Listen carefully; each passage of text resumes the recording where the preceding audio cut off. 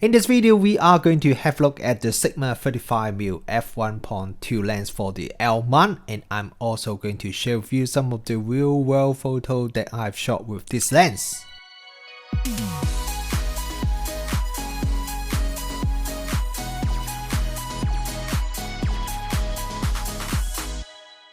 Kia ora, good morning everyone, Richard here. Today we are going to have a look at the Sigma 35mm f1.2 lens, and we are looking at the L mount version, and I'm going to test it with the Panasonic Lumix S1H and also the S1R. So this 35mm f1.2 lens is one of the first full frame lens that is specially designed for the mirrorless camera. Look at the size of the lens. This is definitely quite a big lens, even compared to the average Sigma art lens, which are not small at all. This is still quite a bit bigger and also quite a bit heavier. Mounted onto the S1R, it actually feels quite balanced because the S1R itself is quite a big lens. So even though it is quite a big and heavy lens, but overall together it does still feel quite balanced. I imagine it will be the same if you want to use it on the Leica SL or the upcoming SL2. But if you want to use it with the upcoming Sigma FP, the cinema camera, the small camera, I just have a feeling that it will be quite front heavy. But having said that, I haven't really tried the combo yet. When the camera is released here, I would definitely want to give it a try and try it with the Sigma 35mm lens, just see how it works together. The build quality of the lens feels very good, feels very solid and also feels very dense. It is also one of the first Sigma lens that has an aperture ring. So you can see it here, start from the f1.2 and you can go all the way to f16, and then you can flick to 8, which means you would then control the aperture from the body instead from the aperture ring. And one thing I really like is that there is a switch here. So this is the click switch. So by default it's at the on position, which means the aperture ring has clicks.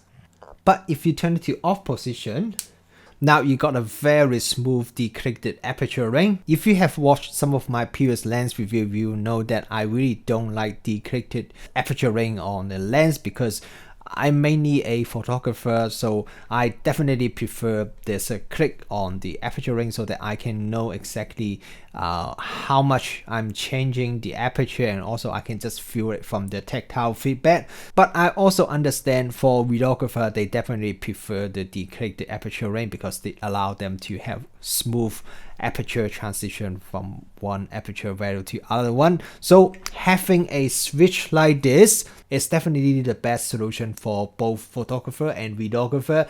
To all the lens manufacturer, if you are making a lens that is suitable for both photographer and videographer, please consider making a switchable aperture ring like the one on Sigma, because that would really benefit both photographer and videographers. When shooting in single autofocus mode, the autofocus speed is decent and also very accurate. Compared to shooting with a Panasonic 51.4 lens on the same S1R body, the Sigma 35 1.2 lens, the autofocus speed does feel slightly slower, and occasionally there's also a little bit of hunting. But having said that, if you are just shooting in single autofocus mode, I really doubt you would complain about the overall autofocus performance. When it comes to continuous autofocus, I definitely noticed that with the Sigma 35 1.2 lens, when I compare to using a Panasonic lens on the same body, for example the Panasonic 51.4 or the Panasonic 2470 f2.8, with those lenses, the response is definitely quite a bit faster with very minimal hunting. But with the Sigma, then you would notice quite a bit more hunting, and the tracking speed is also quite a bit slower, especially when I'm shooting at a large aperture. If you stop down the lens a little bit, continuous autofocus is still quite usable, but just don't expect the autofocus speed would be really fast or you have a very smooth autofocus transition. While the overall autofocus performance, I wouldn't call it perfect, it is still a big improvement compared to the last time when I tested some of the Sigma EF mount lens and using the MC21 to adapt it on the same body. This is the first generation L mount lens that is specially designed for mirrorless cameras, so I think the overall autofocus performance is quite acceptable, and my understanding is that the L mount Alliance, they are working very hard to improve the autofocus performance when you are mounting the lens from one of the manufacturer to the body from the other manufacturer. So maybe just give it a little bit of time and see if the manufacturers manage to improve the autofocus performance. Okay, next let's talk about the image quality, and as usual, let's start with the image sharpness first. So let's have a look at this test photo. This was shot at f1.2, and now if you zoom in the photo and look at it at 200% zoom, you can see that the center sharpness at f1.2 is already very good. If I stop down to f2, I think the sharpness improved a little bit, but there is not much a difference even when I test it on the 47 megapixel S1R.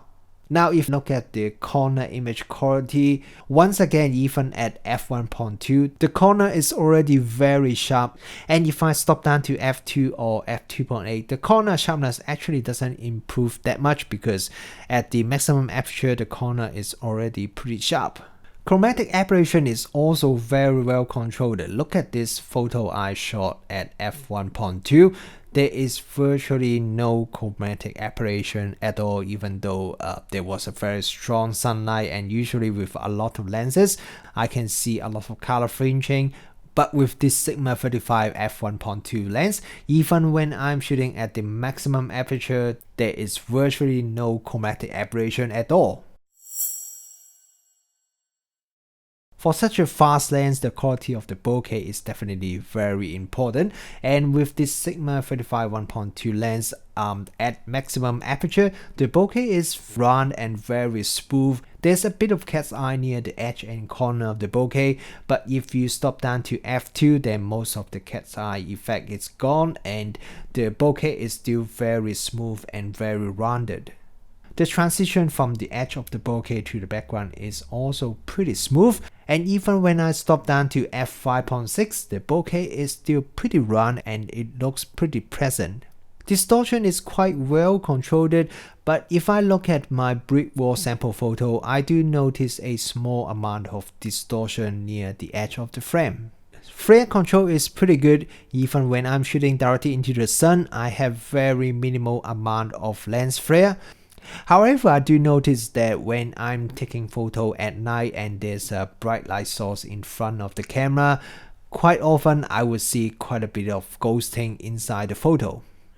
Vignetting control is not too bad with this Sigma 35 1.2 lens. At the maximum aperture, there is quite a bit of vignetting as I would have expected. Stop down to f2, the vignetting is much improved, and when I stop down to f2.8, then vignetting is not really noticeable now. When I was testing the autofocus performance, I also noticed that the amount of focus briefing with this lens is quite minimal.